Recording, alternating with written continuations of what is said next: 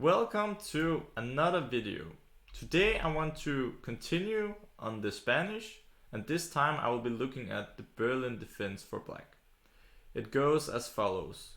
White plays e4, black plays e5, knight goes to f3, knight goes to c6, and white plays the bishop b5, the so-called rolepes or the Spanish, putting pressure on the c6 knight. So the Berlin defense was introduced mainly by Vladimir Kramnik against Garry Kasparov in the World Championship match in London 2000. So black plays knight f6, and this was quite a headache for Garry Kasparov. He couldn't win a single game against this Berlin defense, and it was quite unfortunate for him. But I will show you some way to play against this system and get a nice game for white. So I recommend to castle the king.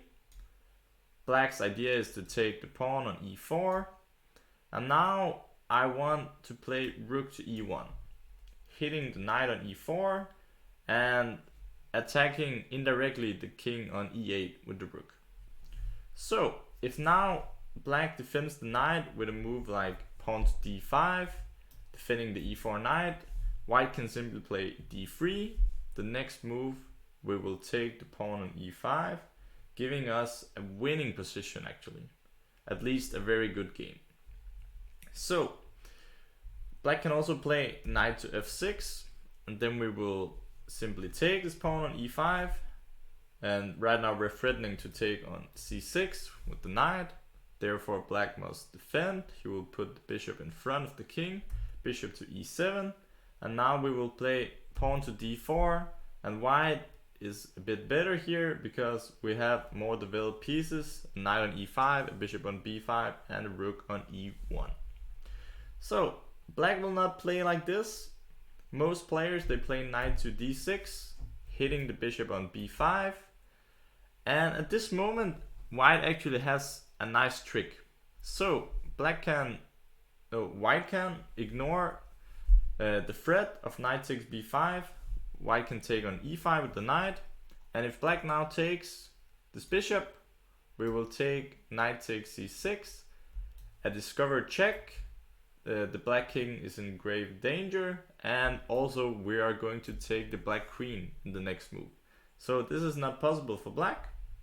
Instead, he must defend the king. He will put the bishop on e7 in front of the king, and now black again is re-establishing the threat of knight takes b5.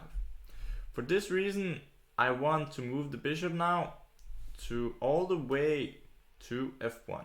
Bishop f1. And now black has several options here. One option is to play the knight from d6 to f5, intending now at some point to push this d pawn forward.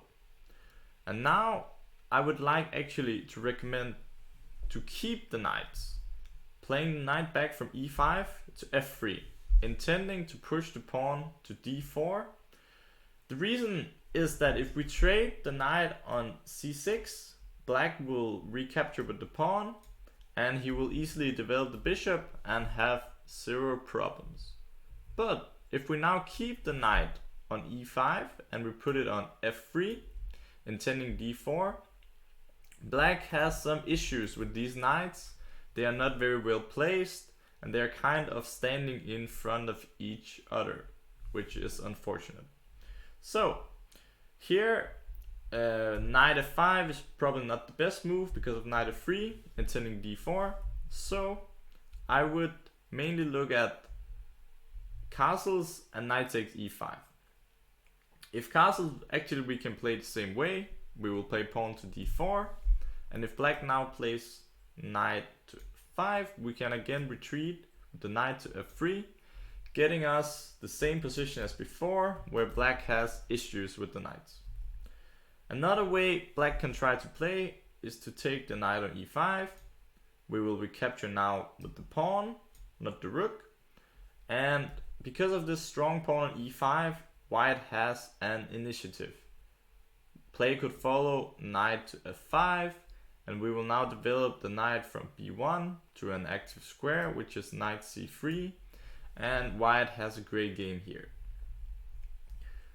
For this reason, to avoid white stepping back with the knight to f3, intending to push d4, black now takes on e5, trades the knight.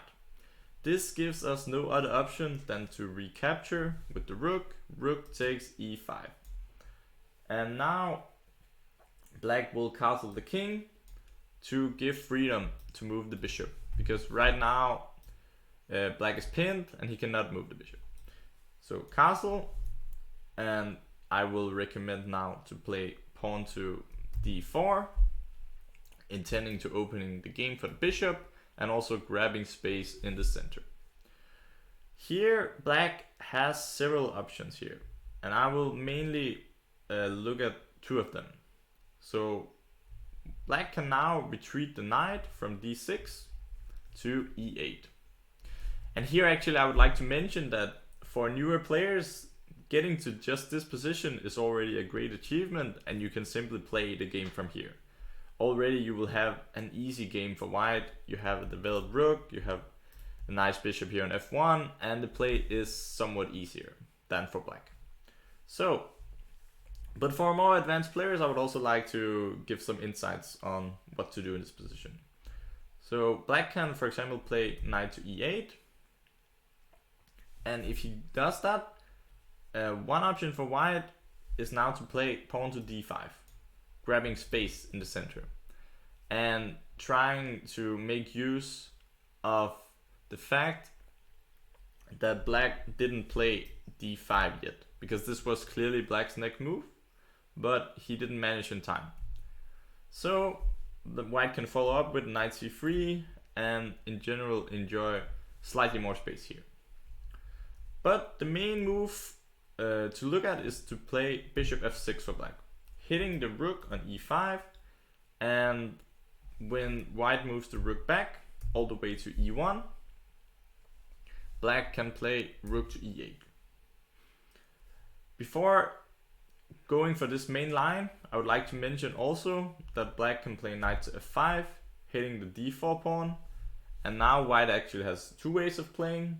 The easy way is to play c3, intending to put the bishop on f4, the bishop on d3, and a knight on d2 with an easy game, but also a very solid position for both sides. The more optimistic approach is to play d5, again aiming for more space, but this can also be looked further at. Okay, so rook e8 is the main move for black. The idea is to trade the rooks. In general in the Berlin, black likes to trade the pieces. He wants to trade everything to reach a draw, and we don't want that. As white, we want to put some pressure on black. So here I would actually consider, or at least suggest, a pawn sacrifice. Bishop goes to f4, and now you might say, okay, black can simply take the rook, we take the queen, and bishop d4, and black is a pawn up. No, it's not so simple, because if he plays like this, we can now take the knight on d6. If black recaptures, we can play knight c3, and black has a lot of problems with the bishop on c8. So actually here white has quite an initiative because he is better developed.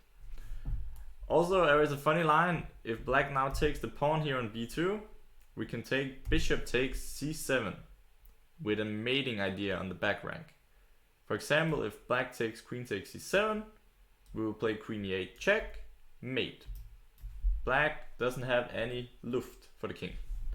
So, pawn takes d6, as I just said, knight c3, and we're all good with white.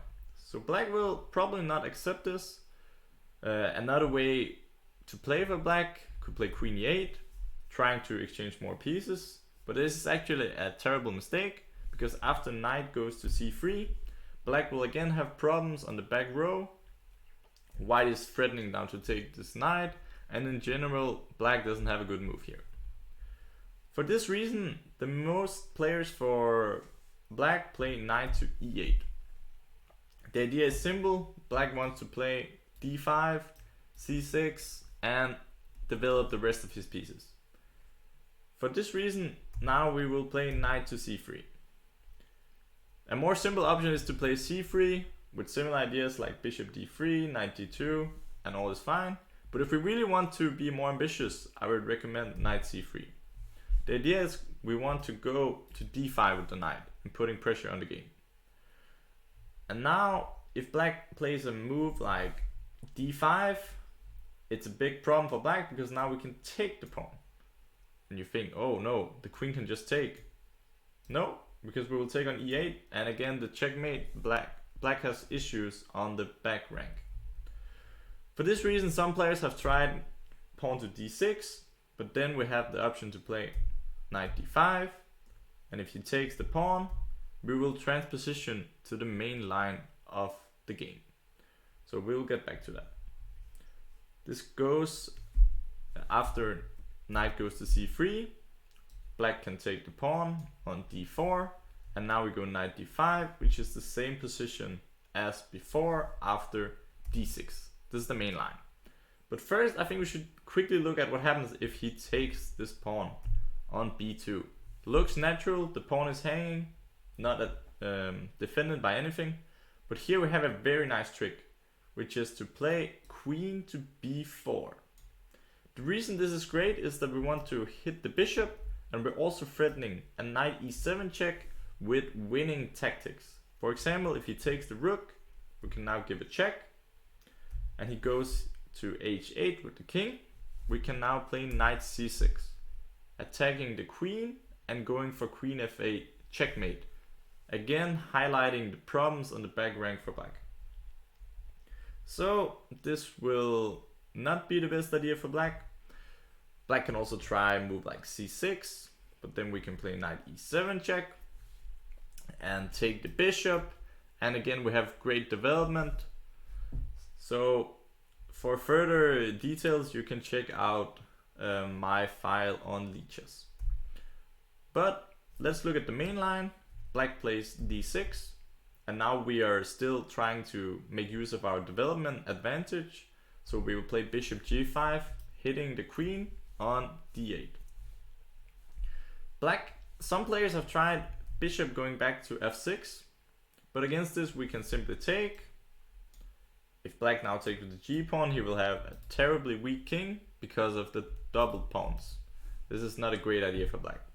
Similar things will happen after knight takes f6. We will take knight takes f6 and pawn takes f6, and even though white is a pawn down, black has issues with the king because of this ruined pawn structure.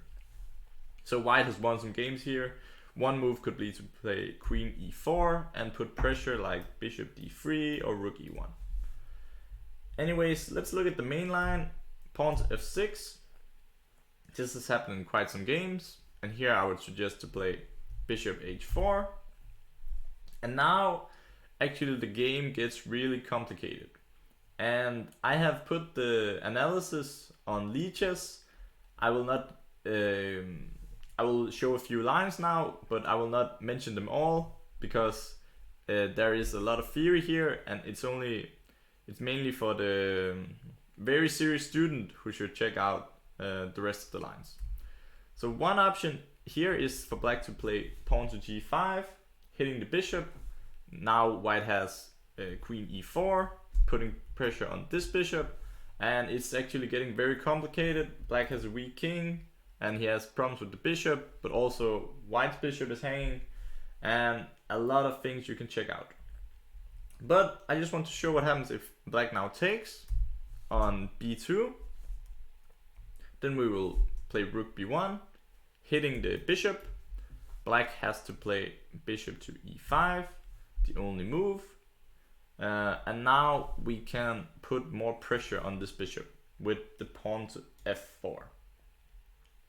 And actually this position is quite a hard one for black. And already if black doesn't know, he will be under quite some pressure.